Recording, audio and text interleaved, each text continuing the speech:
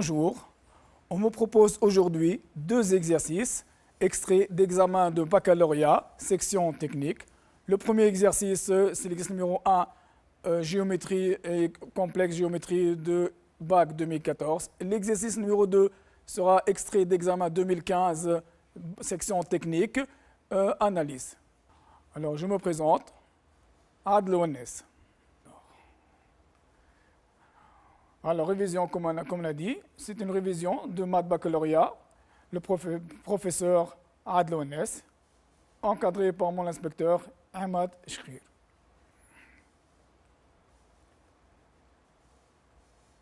Alors, l'exercice numéro 1, son contenu, résolution d'une équation de second degré et la construction de points en utilisant des propriétés géométriques, des nombres complexes.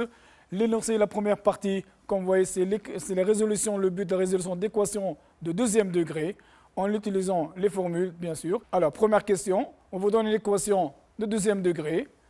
Alors, on vous demande de vérifier que 2 racine 3 plus 2i au carré égale ce terme-là, 8 plus 8i racine de 3. Alors, la réponse, 2 racine 3 plus 2i au carré égale 2 racine 3 au carré, plus 2 fois 2 racine 3 fois 2i, plus 2i le tout au carré. Ça nous donne la première expression 12 plus 8i racine de 3, moins 4 qui provient de 2i au carré qui égale 4i au carré avec le i carré égale à moins 1, ça me donne moins 4. Donc ça me donne le tout 8 plus 8i racine de 3, le premier résultat. Alors, première question, petit b. Résoudre dans C l'équation. Alors, c'est l'équation de deuxième degré. AZ carré plus BZ plus C égale à 0. Alors, le théorème, le calcul de discriminant d'une équation de second degré à coefficient complexe, A différent de 0. On pose delta, c'est le discriminant B carré moins 4AC. C'est le discriminant qu'on va calculer. Les solutions sont données, comme vous savez, moins B moins delta sur 2A. Et la deuxième, c'est moins B plus delta sur 2A, avec delta est une racine carrée de grand delta. Alors, la réponse, alors un calcul à faire. Alors, A égale à 1, B égale à 2 facteur de racine 3 moins I, C égale à moins 4 I racine de 3. On calcule le discriminant delta. Alors, égale à 2 facteur de racine de 3 moins I, le tout au carré, moins 4 fois moins 4 I racine 3, qui est égal, après le développement de la première, 2 au carré c'est 4, et racine 3 moins I, le tout au carré, c'est A carré moins 2AB plus B carré. On le développe, on trouve le résultat 3 moins 2I racine 3 moins 1, plus 16I racine de 3, puisqu'on a moins et moins, ça me donnera le plus.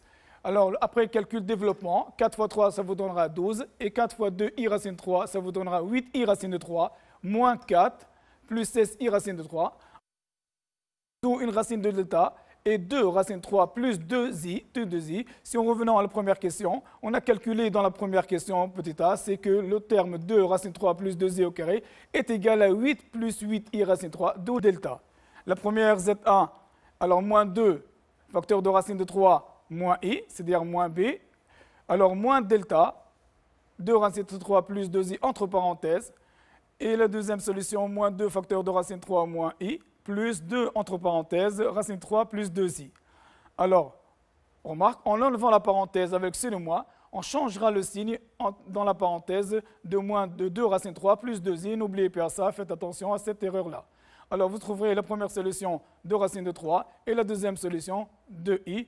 D'où S dans C, on aura moins 2 racine de 3 plus 2 et 2i. Alors, dans le plan muni d'un repère autonomé OIG, on considère les points A, B, d'abscisse réflexive ZA, vous avez, et 2, moins 2 racine 3, et ZB, racine de 3, moins 3i. Alors, la première question, alors, on veut montrer que le triangle OAB est isocèle en O. Alors, la distance AB est donnée par la formule suivante, c'est-à-dire le module de ZB moins ZA. On va utiliser cette formule pour calculer les distances OA et OB. Alors, pour montrer que c'est un triangle isocèle, il suffit de calculer, voilà, de vérifier OA égale à OB. Alors, OA, c'est ZA moins ZO et ZO égale à 0. Donc, il reste le module de ZA est égal au module de moins 2 racine de 3, qui est égal à 2 racine de 3. La même chose pour OB, c'est le module de ZB moins ZO, ZO égale à 0. Donc, il reste le module de ZB, c'est égal à la racine de 3 moins 3i, qui est égal à la racine de la partie réelle au carré plus la partie imaginaire au carré, qui est égal à la racine carrée de 3, le tout au carré, plus 3 au carré. Ça me donne racine carrée de 12, qui est égal à la racine carrée de 4 fois racine carrée de 3. Et le racine de 4, c'est 2 racines de 3. Donc, on a trouvé que OA égale à 2 racines de 3 et OB égale à 2 racines de 3. Donc, on aboutit au résultat tel que c'est que OA égale à OB. Donc, le triangle OAB est isocèle en O. Et retenons ce résultat. Passons à la question suivante. Petit b. Dans la figure 1 de l'annexe ci-jointe, on a placé le point A dans le repère OUV. Le but, c'est de construire le point B dans le même repère. Alors, on a vu dans la question précédente que OA égale à OB. Donc, on va placer le point B dans ce repère-là. Voilà, on a trouvé que OA égale à OB. Donc, revenons à la question. Alors, la réponse, comme on a dit que le triangle OAB est isocèle en O, on a donc OA égale à OB. Par conséquent, le point B appartient au cercle C de centre O et passant par A, c'est-à-dire les deux points appartiennent au même cercle de centre O. L'ordonnée du point B est moins 3. Ça nous donne que le point B appartient à la droite d'équation delta, d'équation y égale à moins 3. Finalement, le point B appartient à l'intersection du cercle et de la droite delta. Donc, il y a deux points d'intersection. Sachant deux points d'intersection, lorsque la droite d'équation y égale à moins 3 coupe le cercle, or, on sait que l'abscisse du point B est positif, d'où la construction du point B. En éliminant le point dont l'abscisse est négatif, on obtient le point qu'on veut construire. Troisième question. Soit C et D, les points d'affixe, ZC égale à 2i et ZB et ZD égale à moins ZB sur 2. Alors la question, montrer que ZB moins ZD sur ZA moins ZC égale à 3 racine de 3 sur 4i et en déduire que la droite BD est perpendiculaire à la droite AC. La première question, petit a, c'est un calcul, mais la déduction vient de la propriété. Si U et V sont deux vecteurs V différents du vecteur nul, U et V sont orthogonaux si seulement si ZU sur ZV est imaginaire pur. Alors, on voit déjà dès la question, on a donné le résultat, c'est imaginaire pur, donc il suffit de calculer et retrouver le résultat demandé. Alors, le résultat, ZB sur ZD, ZB moins ZD sur ZA moins ZC égale ZB. On remplace ZD par sa valeur, elle est en fonction de ZB, moins ZB sur 2, sur moins 2 racine de 3 moins 2i. Alors Z moins, ça vous donne ZB plus ZB sur 2, ça vous donne 3 demi de ZB sur moins 2 racine 3 moins 2i, qui est égal moins 3 sur 4. Il reste de ZB sur racine de 3 plus i. Alors, moins 3 sur 4 fois, alors ZB, on remplace ZB par sa valeur, c'est racine de 3 moins 3i sur racine de 3 plus i. Alors, c'est égal à moins 3 sur 4. On multiplie par le conjugué de Z3 plus i, c'est-à-dire le résultat redevient 3 racine de 3 i sur 4. Le nombre complexe, donc ZB moins ZD sur ZA moins ZC est imaginaire pur, donc les vecteurs DB et AC sont orthogonaux. Par suite, les droites BD et AC sont perpendiculaires. Et retenons ce résultat aussi. Montrer que les points A, D et C sont alignés. Alors, on va procéder de la même manière de la question précédente, c'est de calculer alors, le rapport, d'accord? Le rapport, alors, de ZB moins ZA sur ZC moins ZD. Propriété la fixe d'un vecteur, c'est ZB moins ZA. Et la propriété qu'on va utiliser pour deux vecteurs soit collinières, si seulement si ZU sur ZV est réel avec bien sûr V, le vecteur V différent du vecteur nul. Alors passons au calcul. La réponse. On va calculer les affixes des vecteurs AD et des vecteurs AC avant tout. Alors l'affixe des vecteurs AD c'est ZD moins ZA. On peut remplacer ZD par ZB sur 2, moins ZA qui est égal à moins 2 racine de 3. Après, on calcule moins ZB, c'est moins racine de 3 sur 2, plus 3 demi de I, plus 2 racine de 3. Alors la partie réelle, ça va vous donner 2 racines de 3 moins racine de 3 sur 2, qui va vous donner 3 racines de 3 sur 2. Et la partie imaginaire, c'est 3 demi de I. dont on peut faire sortir 3 demi en facteur. Il vous reste 3 demi facteurs de racine 3 plus i. Pour la fixe du vecteur AC, on va calculer de la même méthode, ZC moins ZA. C'est 2i moins 2 racines de 3, c'est-à-dire 2i plus 2 racines de 3. On fait sortir le 2 en facteur.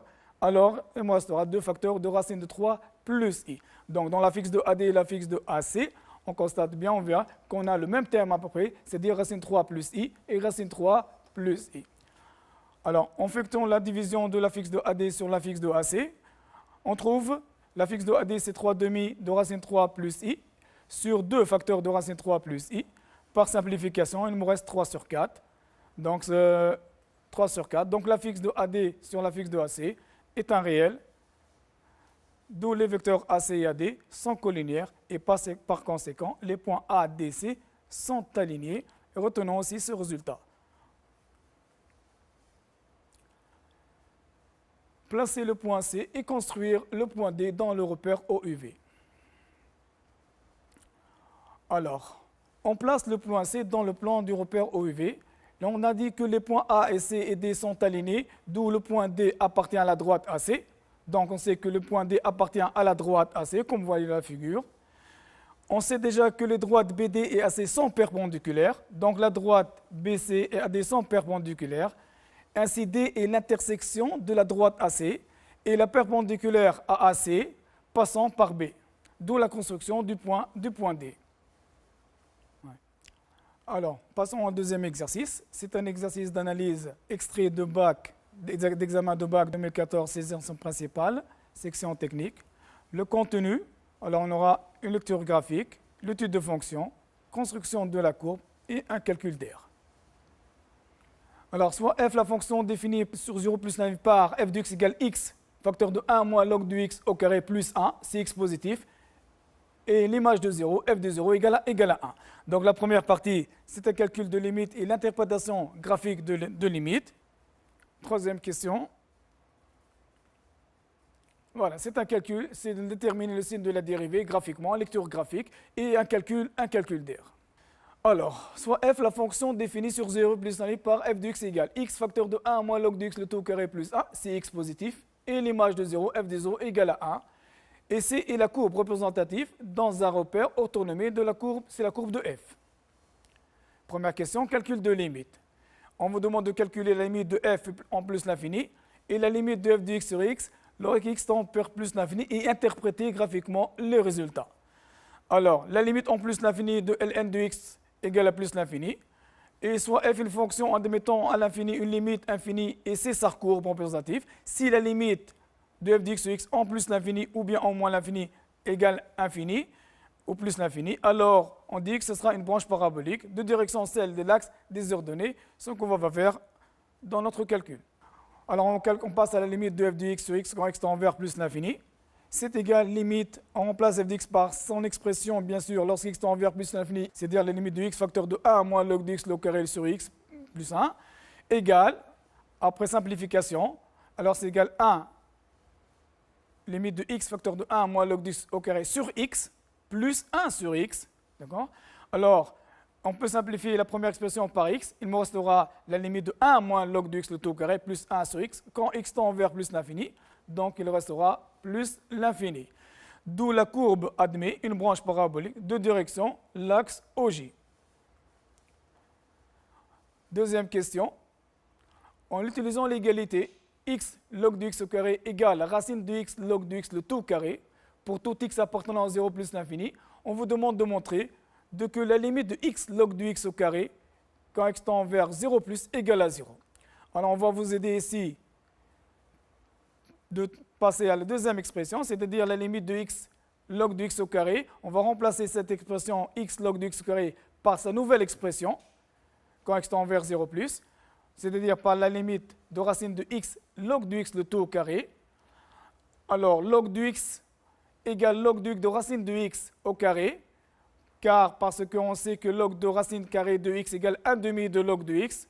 D'accord ? On peut remplacer cette expression-là par le x par le racine de x au carré. On retrouvera la limite ensuite de 2 racine de x log de racine de x le tout au carré. Alors, log de racine de x au carré égale à 2 log de racine de x, car log de a à la puissance n, c'est n log de a. Alors, revoyons notre limite finalement. Qu'est-ce qu'on aura? On aura la limite de 2 racine de x log de racine de x, le tout au carré, égale à 0, car la limite de t log de t égale à 0 quand t tend vers 0 plus. Passons à la question petit b. On déduit que f est contenu à droite en 0. Rappelons, f est contenu à droite en x0 si et seulement si la limite de f de x lorsque x tend vers x0 plus égale f de x0. Alors, réponse à petit b. La limite de f de x lorsque x tend vers 0 plus égale la limite de x facteur de 1 moins ln de x le tout au carré plus 1 égale la limite lorsque x tend vers x0 plus de x. On développe l'expression 1 moins log de x le tout au carré de la forme a moins b au carré. C'est égal à 1 moins 2 log de x plus log de x le tout au carré, plus 1. Maintenant, on va développer la limite de x, la limite quand x tend vers x0 plus égale x moins 2x log de x plus x log de x au carré plus 1 égale à 1, le tout égale à 1, car la limite de x log de x quand x tend vers 0 plus égale à 0, et la limite de x log de au carré, log de au carré de x quand x tend vers 0 plus égale à 0, donc il va me rester 1. La limite de f de x log x tend vers x0 plus égale à 1, qui est égal à f de 0 d'après la première question. Donc, d'où f est contenu à droite en 0. Alors, f de 0 égale à 1 était donné dès l'énoncé de l'exercice. Passons à la question petit c. Alors, étudier la dérivabilité de f à droite en 0 et interpréter graphiquement le résultat.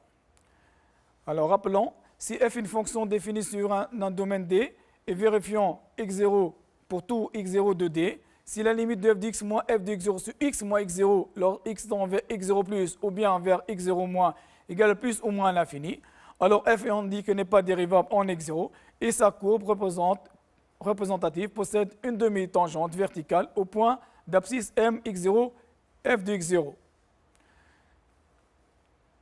Alors, calculons la limite de f de x moins f de x0 sur x moins x0, ça va me donner la limite de f de x moins f de 0 sur x moins 0, c'est-à-dire sur x.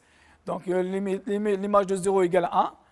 Alors, ça me donnera la limite de f de x moins 1 sur x, quand x tend vers 0 plus. Et f de x moins 1 sur x, log x tend vers 0 plus, après le calcul simplification, vous aurez la limite de 1 moins log de x le tout au carré, log x tend vers 0 plus, égale à plus l'infini, car la limite de log de x, quand x tend vers 0 plus, égale à moins l'infini. Avec le carré, ça me donne plus l'infini. Donc, on a trouvé que la limite de f de x moins 1 sur x égale à moins l'infini. D'où la fonction n'est pas dérivable à droite de 0. Ça entraîne que la courbe C admène au point d'abscisse 0 une demi-tangente verticale dirigée vers les y positifs.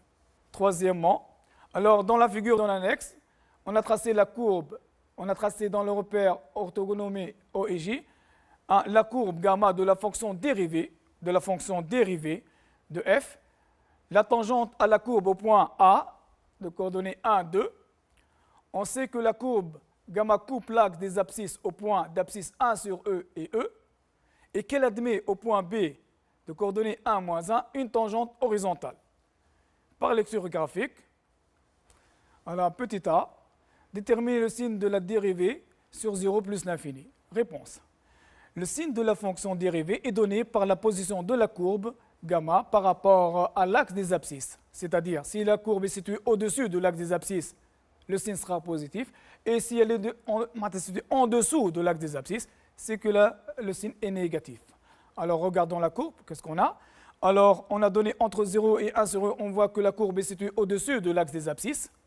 Donc, le signe de la dérivée est positif. Et entre 1 sur E et E, la courbe de la dérivée est située en dessous de l'axe des abscisses. Donc, son signe est négatif. Et entre E et plus l'infini, elle revient au-dessus de l'axe des abscisses. Donc, le signe est positif.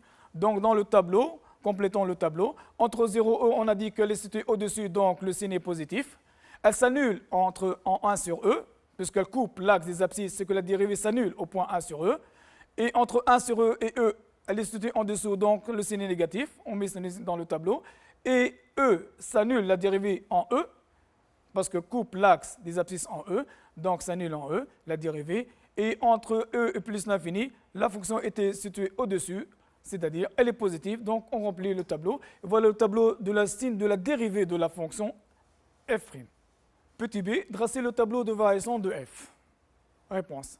Pour tracer le tableau de variation de f, on va utiliser le signe de la dérivée de la question précédente, c'est-à-dire le signe de la dérivée entre 0 elle est positive, donc la fonction elle est croissante, et entre 1 et sur e est négative, la fonction f est décroissante, et entre e et plus l'infini, la dérivée est positive, donc la fonction est croissante. L'image de 1 sur e, on remplace l'image de 1 sur e dans l'expression de f, on trouve le résultat, c'est 4 sur e plus 1 après calcul. L'image de e égale 1, et la dérivée f' n'est pas dérivable en 0, donc on met 2 barres dans le tableau ici. On voit bien que la fonction n'est pas dérivable, c'est pour ça on met 2 barres. Petit c, montrer que A est un point d'inflexion de la courbe.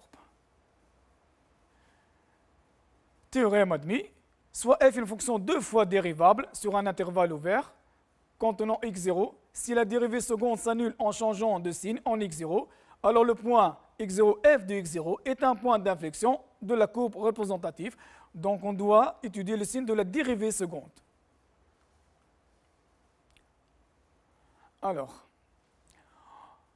on remarque que la courbe de la dérivée admet une tangente horizontale au point d'abscisse 1. Donc f seconde s'annule en 1. D'après la courbe, la fonction f' est décroissante sur 0,1 et elle est croissante dans 1 plus l'infini. Donc la dérivée seconde change de signe de part et d'autre de 1. Récupérons, la dérivée seconde s'annule en 1 en changeant de signe, d'où le point d'abscisse 1, c'est-à-dire A, est un point d'inflexion pour la courbe C de f. Alors expliquons un peu, ça veut dire quoi? F' est décroissante dans 0,1 et croissante dans 1 plus l'infini, donc le signe de la dérivée seconde change de signe. Alors d'habitude, on prend, si on dit que la fonction f est décroissante, donc la dérivée, dans le signe de la dérivée, on va remplacer f par f'. Si f' est décroissante, la dérivée de f' est positive ou bien négative, c'est seulement le changement. Donc on est habitué de parler de f ensuite de la dérivée, c'est de f et de sa dérivée. On parle de f' maintenant et de sa dérivée, c'est-à-dire f seconde. Donc le langage, donc f seconde change de signe de part et d'autre de 1. Quatrièmement, tracer la courbe de f dans le repère O et J de l'annexe ci-jointe. 1. Alors on a besoin de tableau de variation, bien sûr, pour tracer la courbe. Les données, on sait que C admet une demi-tangente verticale en x égale à 0 dirigée vers le haut. 2. La courbe admet 2 tangentes horizontales en x égale à 1 sur E et x égale à E. La courbe C de f admet un point d'inflexion, A, de coordonnées 1, 2. Et elle admet une branche parabolique de direction l'axe des Y. Alors, le tableau de variation. Alors, f, elle est croissante sur l'intervalle 0, 1 sur E. Voilà, elle est croissante jusqu'à la tangente horizontale 1 sur E, f de 1 sur E. Ensuite, elle est décroissante de 1 sur E vers 1 jusqu'à la deuxième tangente horizontale E1, de coordonnées E1. Et ensuite, elle admet une branche parabolique suivant l'axe des Y au voisinage de plus l'infini. Donc, vous voyez la courbe et le tableau. Alors, la courbe, si on veut lire la courbe et vérifier le tableau, elle est croissante, elle est décroissante, et elle est croissante. Il suffit de suivre le tableau. Cinquième question. Alors, on va s'intéresser à calcul d'air. Alors, soit lambda entre 0 et 1 sur E, on désigne par l'air la partie du plan limité de la courbe gamma. De la courbe gamma, c'est la courbe de la dérivée, de la fonction dérivée. L'axe des abscisses et les droites x égale à lambda et x égale à 1 sur 2 avec lambda compris entre 0 et 1 sur E. Ensuite, on vous demande de montrer que l'air est égal à 1 plus 4 sur E moins l'image f de lambda et en déduire la limite de l'air en 0 plus. Réponse? Alors, cinquièmement, le calcul, c'est le calcul de l'air limité entre 0 et 1 sur E, coloré en jaune, entre 0 et 1, de la fonction dérivée, et non de la fonction f, mais de la fonction dérivée. Alors, l'air égale l'intégrale entre lambda et 1 sur 2 de valeur absolue de f' de x dx. Alors, comme la fonction dérivée entre 0 et 1 sur E est située au-dessus de l'axe des abscisses, donc elle est positive, donc on peut se débarrasser de la valeur absolue. Elle reste, donc ça devient l'intégrale entre lambda et 1 sur E de f' de x dx. La primitive de f', c'est la primitive de f', c'est f. D'accord? Donc on remplace maintenant 1 sur E et lambda dans l'expression de f, et on calcule f de 1 sur E moins f de lambda, qui est égal 4 sur E plus 1 moins f de lambda. Ça, c'est la première question. L'adduction de la limite. Le calcul de la limite de l'air, c'est égal à la limite de l'expression trouvée, c'est-à-dire 4 sur E plus 1 moins f de lambda, lorsque lambda tend vers 0 plus. Alors, l'expression 4 sur E moins plus 1 moins f de lambda, on va s'intéresser à la limite de f de lambda lorsque lambda tend vers 0 plus. Revenons à l'exercice, la première question, c'est-à-dire le calcul, la fonction, elle est contenue f en 0 plus. Donc, limite de f de lambda lorsque x tend vers 0 plus égale à 1. En remplaçant par sa valeur 1, on peut éliminer le 1 moins 1, ça s'enlève. Il me reste finalement la limite de l'air lorsque lambda tend vers 0 plus égale à 4 sur E. Merci pour votre attention et bonne chance.